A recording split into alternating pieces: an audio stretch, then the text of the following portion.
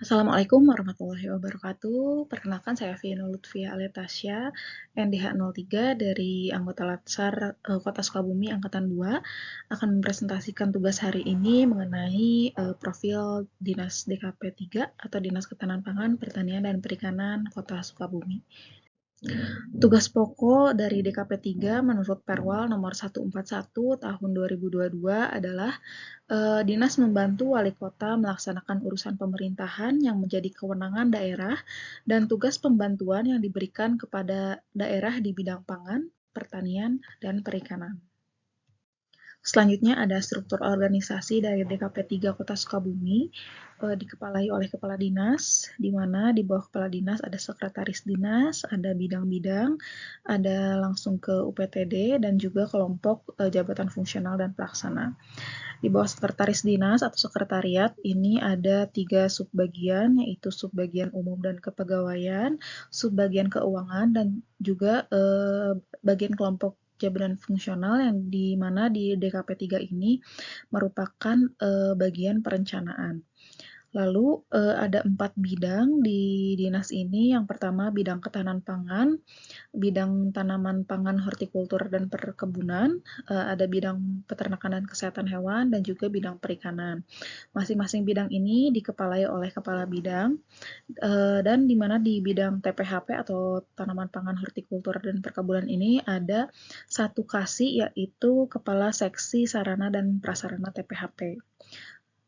Lalu ada juga UPTD di dinas ini ada 2, yaitu UPTD KAC atau Kawasan Agroedwisata Cikundul dan juga UPTD Agribisnis. Selain itu, di bawah kepala dinas langsung ada kelompok jabatan fungsional, di mana di dinas ini merupakan kelompok penyuluh pertanian. Baik, selanjutnya menyambung ke jabatan saya di dinas ini adalah penyuluh pertanian ahli pertama. Tugas pokok dan fungsi penyuluh pertanian lapangan ini, tugas pokoknya membimbing, mendampingi, dan memberdayakan petani atau kelompok tani dalam peningkatan pengetahuan, keterampilan, dan sikap agar lebih produktif, mandiri, dan sejahtera. Selanjutnya ada fungsi. Ada 5 fungsi PPL. Yang pertama sebagai fasilitator, yaitu menjembatani petani dengan teknologi, informasi, dan akses permodalan. Yang kedua ada edukator sebagai pemberi pelatihan, penyuluhan, dan konsultasi teknis pertanian. Yang ketiga sebagai motivator, membangun semangat petani untuk mengembangkan usaha. Yang keempat sebagai inovator, memperkenalkan teknologi baru, digitalisasi, dan praktik pertanian berkelanjutan. Yang kelima sebagai evaluator, yaitu memantau dan menilai perkembangan kelompok tani atau usaha tani. Lalu ada keterkaitan tugas penyuluh pertanian lapang dengan tujuan dari instansi, yaitu DKP 3. Yang pertama, penyuluh mendampingi petani. Nah, tugas PPL ini mendampingi petani berkaitan dengan produktivitas yang meningkat, sehingga berkaitan dengan tujuan ketahanan pangan daerah yang terjaga. Yang kedua, tugas kedua itu penyuluh memfasilitasi akses inovasi dan teknologi, sehingga menyebabkan produk pertanian lebih berkualitas dan berdaya saing.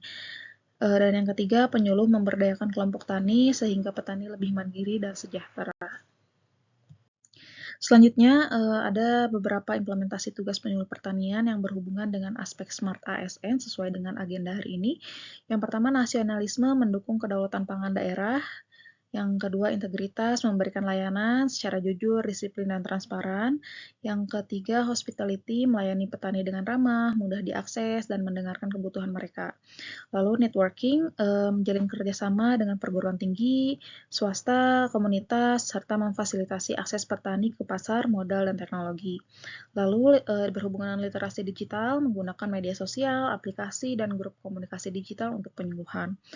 Berkaitan dengan bahasa asing, mengasah kemampuan bahasa Inggris untuk memahami referensi internasional, wawasan global menerapkan praktik baik pertanian berkelanjutan dari negara lain, serta memahami isu global.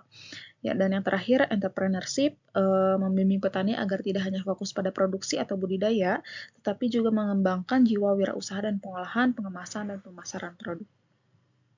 Terima kasih. Wassalamualaikum warahmatullahi wabarakatuh.